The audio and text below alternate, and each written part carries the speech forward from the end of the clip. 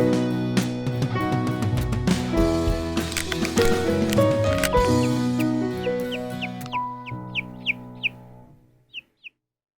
guys, it's Sam here from Egg Seeds. It's been 3 weeks since we've put those eggs in the incubator. Let's go and have a look and see how they're developing.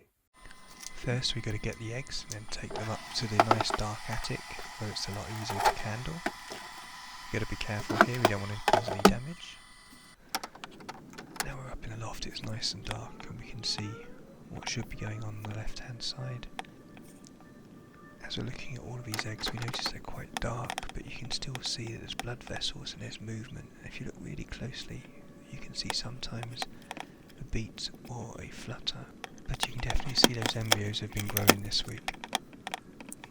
There's some really positive signs in these eggs, seeing how those shadows have increased. You can see sometimes movement of the embryo underneath. This is fantastic. All of these eggs are showing signs of development.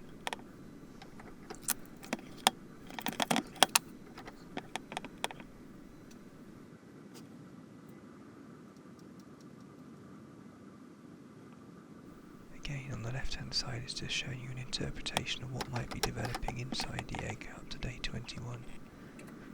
And you can see this week what we've got is the feathers have formed over the duckling. The beak and the toes are getting longer and the body's getting more defined, and the size of the duckling is going from maybe the size of the yolk all the way up to day 21 where it might be taking up a third of that egg.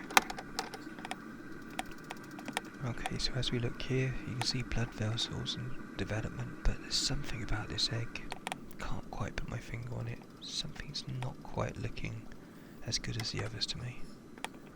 But definitely developed. As we look in this one, clear air sac, very dark shadow, has developed.